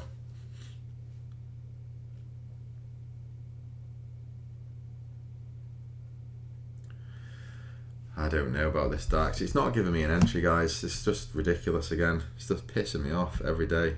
My entry's not there. Piece of shit. I haven't had an entry, so what can you do?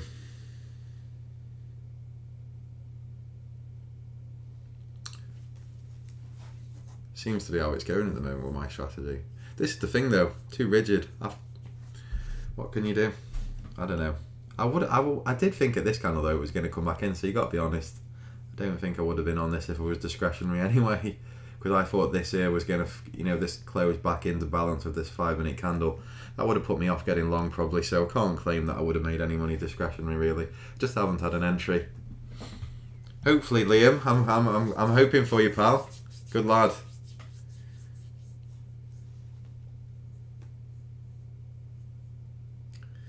Yeah, it would make you nervous. That's the thing, right? You see those, Sierra. I'm like that.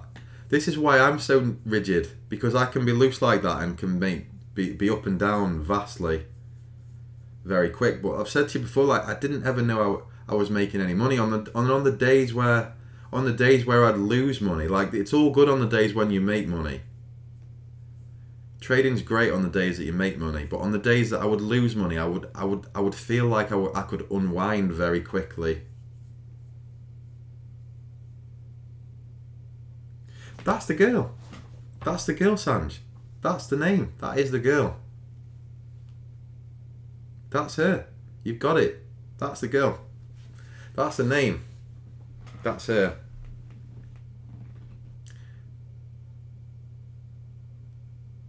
No, she wasn't. But that's the girl. He's got the name. That is the name of the girl. I mean, I wish her all the best. I think she followed me on Twitter for a while as well. I think I had some back and forth DMs with her at one point. I don't know. She seemed like a good trader. She was asking me what I did and stuff like that. But that is the girl.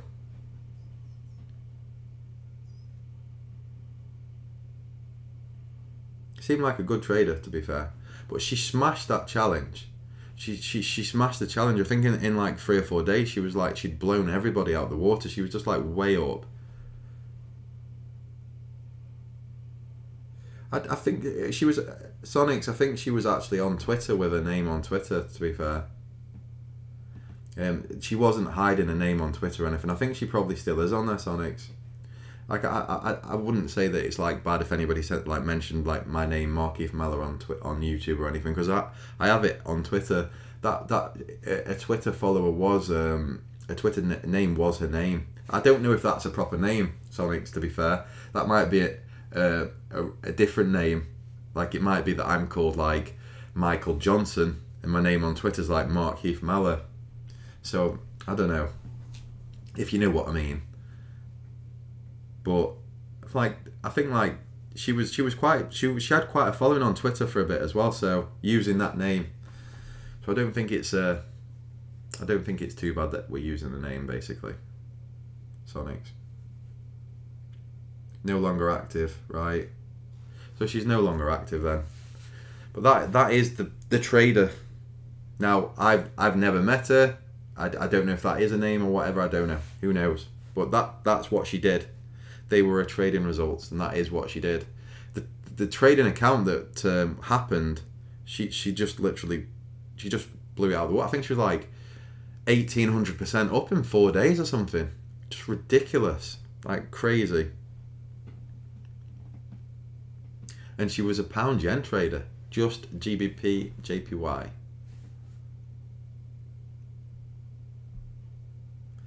I agree, Angela. That is it. You got to know when to take the money off the table, haven't you, and get out of Dodge and give up for the day.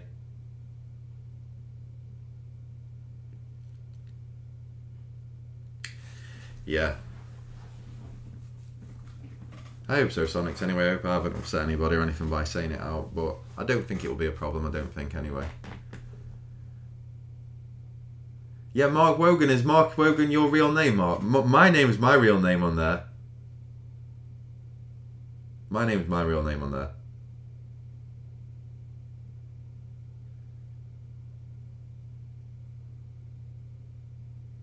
Probably not, Mikos, no. That's the point that everybody was making at the same time. I don't think anybody would pay her to manage the money, would they?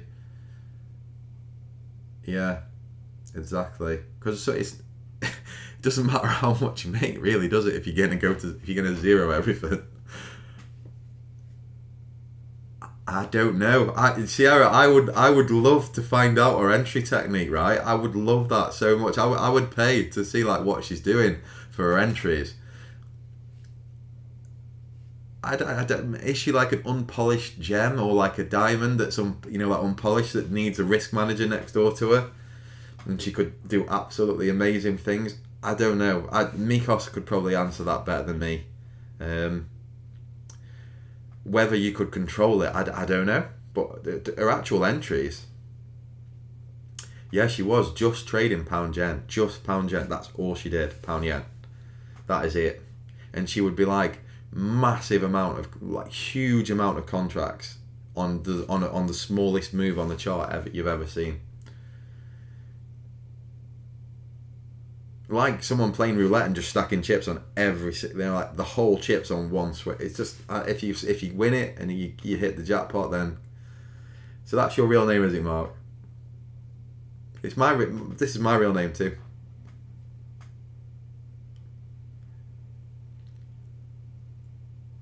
Savvy early adopters on Twitter tended to use. Right, okay.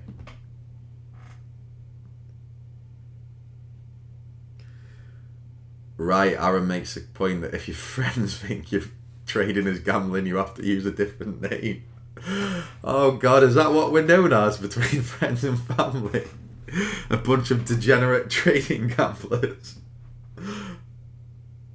He tried, Nick. He did try. Tom tried. He tried. He tried a lot with her. I think he tried, and he went to bed one night thinking he was massively up, and woke up the next morning and there's nothing left. So I think he did try. That's what he was trying to do with her. He was trying his best, and I think he put a lot of effort into it at the time. He did try. woke up to nothing. But I'm not saying like she's bad. Like she's obviously turned way more of a percentage gain than what I've made. But sometimes it's about being the hare and not the tortoise and not the hare, isn't it? So I'm like the tortoise, me. Look a bit like one too. Move like one. Run like one. But trade like one too. So hopefully I'll be the one that eats the carrot at the end of this journey. Hey, let's see. Yeah, he did. I imagine he did. Woke up in tears, but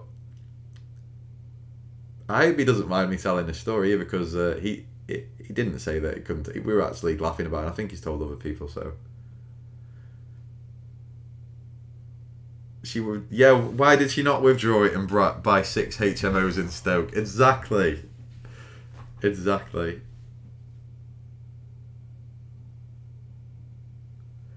think the 3K was, yeah. I think it was, Nick. I believe it was anyway. Might not be, but I believe it was. I believe that portion, that 3K, was his. It might have even been 1,000. It might not have been 3K. She might have done it from 1,000 and took it to 300 and something. But I believe it was.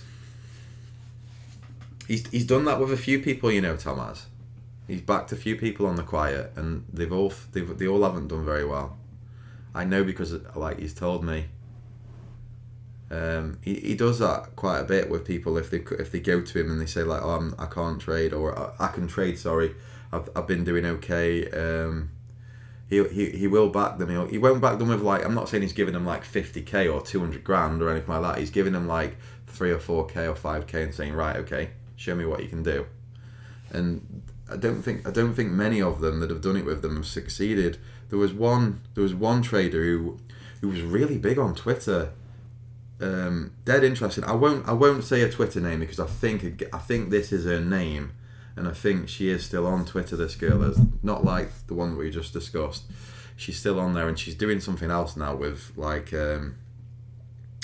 something good to do with charity and stuff like that. So I'm not going to say a name, but she come on Twitter, and this is the thing. I don't want to sound come across as being sexist or anything like that, but she's quite an attractive girl, and she's claiming to be this big trader, and straight away, if you're a man, press and follow, aren't you?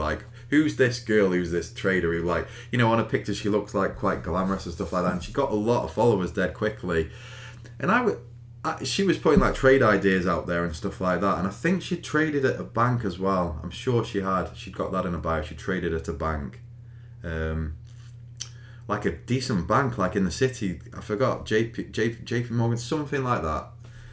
Loads of followers straight away. Every bloke on Twitter follow, that's it, and she's going to get 1,000 followers. No, she was trading some sort of system, and she traded the DAX. Now, I never spoke to her personally or anything like that, but same again. She thought that she could walk the walk. She had thousands of followers on Twitter at the time. Everybody asking her what she thought about this or that, or what she was trading. She completely did her arse. Did her arse. I think she lost Tom's money within I don't know the exact figure, but she did the account. He had to pull it. He pulled the account from her. So that just goes to show that all of these so-called Twitter traders, another big account, right? I think she had about 15,000 followers at the time. She did the account. Done. No money. Another one. Has he backed me? No, he hasn't. No. No, he hasn't. No. No, he hasn't. He's never offered. Sure, she was not just captured. No, serious. This was a proper trader. She had people that followed her from she was speaking to them. She was a big bum babe, right? Yeah. So I saw that girl. I thought that was a man though. That one. I think that was that Davey guy.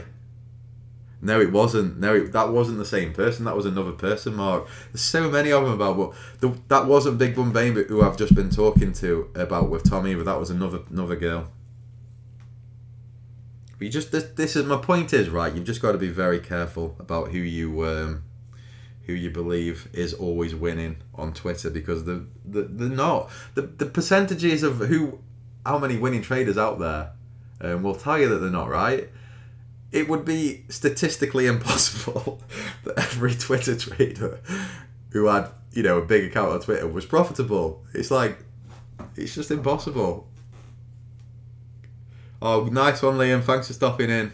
Hope you smash it, dude. Good trade. Thanks for calling it out live as well. Good day, mate. Yeah, it was a bloke, Big Bum Babe was, Mark. Mark Wogan got took in by the username. But he was following that. Follow. But yeah, just be careful, right? Because I was positive. My point is that with the second girl, not the one that took the account from 1,000 to 300k, I was positive that she could trade. Like if you asked me, can this girl trade? I would have said yes, she definitely can. I would have said she looks the part. She's got JP Morgan. She had been at this bank as well. She'd got all of the stuff that she'd done, all high end stuff like masters in economics, PhD, and all that. Looked the part. Always out in London on her pictures. Spending money, spending dough. Harrods, Selfridges, whatever. Advise. Loads of people were jumping onto this. Oh, she's a good trader thing, asking her what she thought the markets. If you would have asked me at the time, can this girl trade? I would have said definitely. She looks like a total ledge. Total. I think within a month she'd done the account. A month. I don't know, Mikos. It did say. I think she was the risk. I think she was the risk manager. I don't want to say. I think she might have been the risk manager.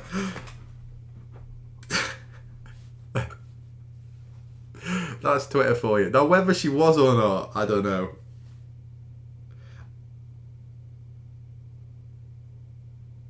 Yeah, I'm doing it live, but I'm not making any money. Well, I'm doing it live, but I ain't making any money, so I don't know if I can be called a trader, because I ain't making any money.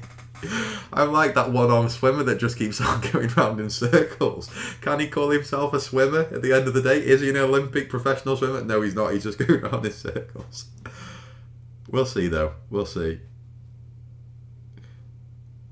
You getting all steamed up where you are? Yeah.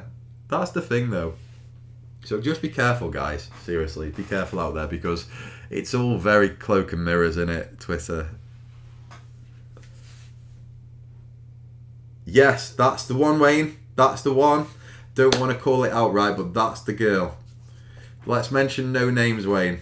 Let's mention no names, because I do know a name, because I think a name was on Twitter, but that's the one. Wayne Shand. That's the exact person. So we won't go into names, because I don't want to do that, because it seems like she's alright, but that's the person that I meant. You've got the right person.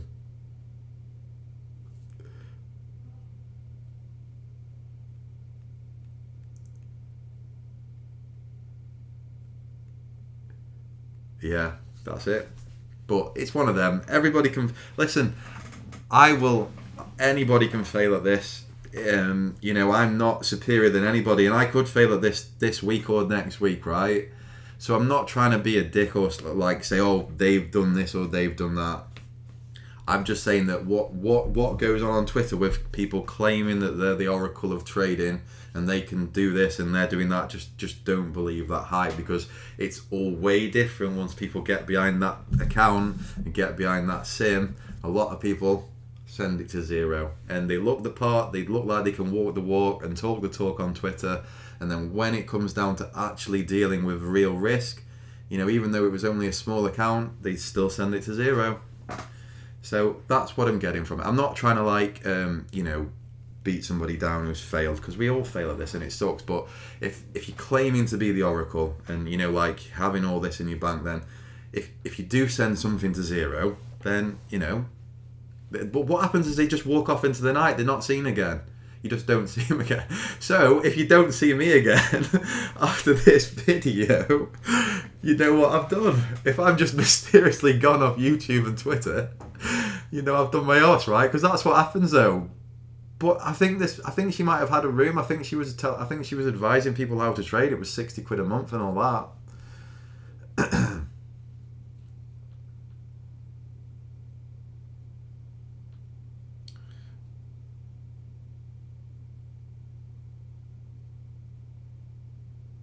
Right, so Mikos has clicked onto who I'm talking about then. Yeah. Yes, maybe. Something like that, yeah, Wayne. I think that happened. She isn't the woman that sent it from 1,000 to 350 though. That's somebody else. But this was somebody that was on Twitter that was like, and everybody was just like, everybody followed her. It was like, I think she went from like having 1,000 followers to like 20,000 followers in a week, and it's like she's like the oracle of trading oil in the DAX all of a sudden. Everything that she says that seems to be right, and she seemed on a Twitter feed. This is the maddest thing. She seemed to always be right. Like she'd be like, "Oh, I'm scaling out of this now. I'm just taking profits here, or I'm holding for this one, and I'm making money on that." And like, if you were looking at a Twitter feed, you think, "Fucking hell!" Like she never loses. It's amazing. Like what a ledge. She's like smashing it. Got on the live, zeroed it. So you've got to be careful. You really have. I say this every day to people, because if just one person's watching this video who clicks on it, who's thinking about going onto Twitter and handing somebody any money for something, if it just saves that one person. Eddie, see you guys, Eddie. Thanks for stopping up. Thanks for stopping in, Ed. You have to ride your bike. Awesome. Have a lovely day. Have a lovely day, Ed. Have a good ride, mate. Go and smash it. Thanks for stopping in, pal. Wayne's got the right guy though, definitely. I think that did happen, to be fair. Now I'm not claiming I have a clue though, right? I'm not claiming I have a clue. Like, could I potentially zero my account? Yes, definitely. There's a potential. But it's one of them, isn't it? I'm not claiming to be the oracle and like having some sweaty room where I'm charging people £60 a month or £100 a month to give them live plans or trade calls that don't mean anything. And I'm not saying you shouldn't pay people that can walk the walk. You should do. Someone's got to educate people. But just stick to the people that can walk the walk genuinely. And as Mikos will tell you, everybody's a trader until they get a live account, or everybody's a trader until they get on demo, and they send it to zero. You know, it's tough to do it. It really is. So yes, guys, I think I'm going to call it a day here. I'm going to go and get off. I've got listen to this, right? You'll find this funny. Well, you might not find it funny because I'm not looking forward to it. I've got a hospital appointment today at 3 o'clock, and guess what I've got to have done? Like, this is just the worst thing ever, innit? I've got to have. So if you're a man, right, you have a penis. I have to have something put down the end of my penis later on, because I've had this problem with my bladder. I'm sorry to go into detail, but I'm actually pretty worried about it, right? I've got a problem with I've been having a pain in my bladder for like the last month or two. I can't sleep. I keep getting up to go to the toilet all the time in the night. Now I went to have a scan probably a month ago. Now the scan's come back clear, but the doctors turned around and said, "I still want to do this to you." And I'm like, do you really need to do that to me? I don't think you do, but he says that he's adamant that he wants to just do it to have a look. But you don't have any what's it called now? Where they don't put you to sleep. So it's happening while I'm awake. He wants to just go and have a nosy down there for some reason. So what a horrible thing to happen this afternoon, right? Yes, that's what it's called. One of them insertions. I've never had one. Has anybody ever had one? No, not getting jabbed. Getting jabbed in the worst area ever. Yeah, man. I am still alive. I'm just trying to put it out. Has anybody had one? Has anybody had one? I know, it's awful. I'm just worried. It's like, it's the worst thing ever. And you know what it's like being a man? If you're worried about something, you're far likely not to look your best. So you can just imagine there's going to be a female nurse there. She's going to be like, "All right, mate, how you doing down there? Wakey, wakey." Like, I'm not looking forward to it at all. It's going to be horrendous. Yeah, it's going to be awful. Exactly. Has anybody had it though? Deep DAX drawdown. Yeah, it's going to be the biggest drawdown of my life. I'm hoping it. The doctor said it's very painful, but most men are all right. And it's like, what a dick. Like, why would he say that? He's like, it's going to be really painful, but most men are all right. So basically, if I'm sat there later on like moaning or getting he's like basically saying you're a fanny to me. It does sound painful. It definitely does. So I'll be going there at 3 o'clock. So wish me luck.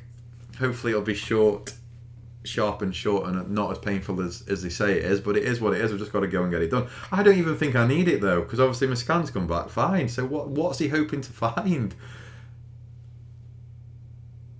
I hope it's not a cold room. Exactly. That's what I'm thinking too, Mark.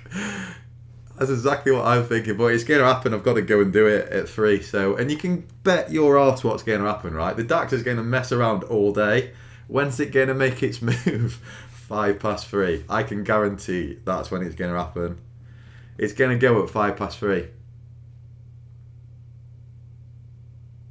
So if you all want to get along the DAX, get along at 3:05, right? Because that's when it'll go. When I'll be on the table getting that happening to me. Yeah, I've been told it's a problem as you go, but I'm only 36. That's the problem, Wayne. I'm only 36, so it's like it's a bit of a worry. But the scans come back clear, so at the end of the day, yeah, sure. It's one of them. Just gotta go and man up and get on with it. So wish me luck, yeah. I'll report back tomorrow and let you know how it's gone. It's definitely. But what can you do? You've just got to go and do it. You've just got to go and get through it. Most men are okay with it, okay? That's what the doctor says. So I've just got to go and act all tough and just sit there and grit my teeth, I think. I'll be white as a ghost later on, though. I hope it's okay though. Hopefully, I'll be okay. I'm thankful that I'm getting the medical treatment, and if he thinks that that's what I need to happen, then at the end of the day, who am I to question his authority? So, but we'll see. I'll let you know how it goes. Good luck. Yeah, thanks, Aaron. Thanks, everybody. I'm going to call it a day anyway, guys, here. Sorry for letting you know about that, because it is a bit of a personal one, but it's just on my mind. And I'm thinking I've got to go and get on with it today. So I'll let you know. I'll be back tomorrow, hopefully. Hopefully you'll all smash it. Have a good day. I'll be fine. Thanks, Mikos. I appreciate it anyway. You all dropping in today. It's been another good morning. I've enjoyed the stream. It's been a good one. Best of luck, Josh. Thank you. Thanks, mate. See you later. I'll see you all back here tomorrow anyway. And buy the DAX breakout at 3:05, right? Or just after 3. You will make money. Definitely. See you later. Thanks, guys. See you later, Steve. See you later, everybody. Take care.